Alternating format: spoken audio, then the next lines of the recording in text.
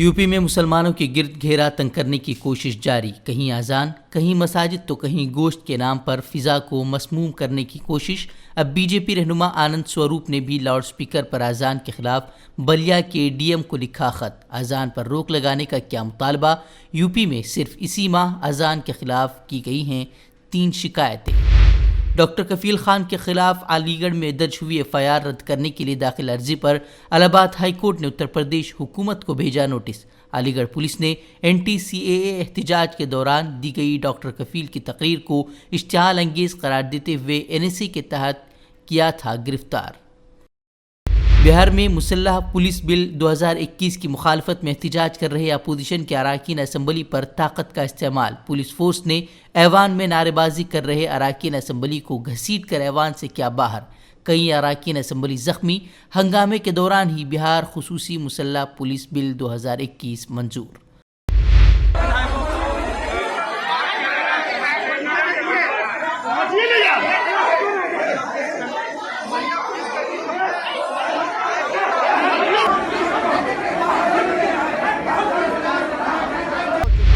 मंदिर है, विधायकों को घसीट के जो पीटने का काम किया गया, बाहर निकालने का काम किया गया। आज का दिन जो है काला दिन के रूप में देश की जनता याद करेगी। भयावह नजारा था जब इस तरह का काम नीतीश कुमार जी के निर्देश पे किया जा रहा था। ये जो काला कानून लाया गया, जिस तरह से विधायकों को अपमानित करने का काम किया गया, हम लोग लड़ाई करेंगे, संघर्ष करेंगे, लेकिन आप लोग अपने बारे में सोचिए।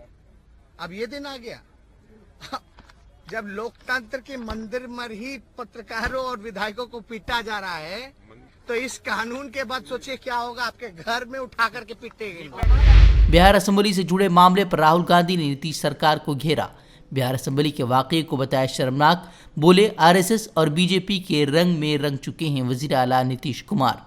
सुरजेवाला बोले बिहार असेंबली में जमहूरियत का हुआ कत्ल। आज प्रजातंत्र की हत्या हुई है। देशवासियों अगर आज भी नहीं जागे तो प्रजातंत्र देश में बचेगा नहीं। गुंडा गर्दी अब भाजपा और जनता दल का रास्ता बन गई है। गुंडा गर्दी और प्रजातंत्र की हत्या अब उनका चाल चेहरा और चरित्र बन गई है। कब तक ये स्वीकार होगा? आखिर कब तक? विधायिका खत्म हो जाएंगी, संसद की मर्यादाएं पहले से खत्म हो गई हैं, तो ये देश चलेगा कैसे? यूपी पुलिस की छवि एक बार फिर दागदार। खाने का पैसा मांगने पर ढाबा मालिक और 9 दीगर अफराद को मुठभेड़ और शराब के फर्जी मामलात ने फंसाया। 1 इंस्पेक्टर और 2 सिपाही मुअत्तल। महाराष्ट्र में उसूली कांड पर सियासी हंगामाराई के दरमियान वजीर आला उद्धव ठाकरे से मिले रियासती वजीर दाखिला अनिल देशमुख। परमवीर सिंह के इल्जामात के बाद हुई पहली मुलाकात। बीजेपी मुसलसल अनिल देशमुख पर कार्रवाई का कर रही है मुतालबा। एंटीलिया मामले में मुंबई पुलिस की बदनामी के बाद बड़े पैमाने पर उलटफेर। 86 पुलिस एहलकारों का तबादला। सचिन वजी की क़यादत वाली टीम के 65 पुलिस एहलकारों का तबादला। बीजेपी का तंज, पूछा कब हटाए जाएंगे वजीर। दिल्ली में एक बार फिर कोरोना के मामलात में इजाफे के बाद हरकत में सरकार।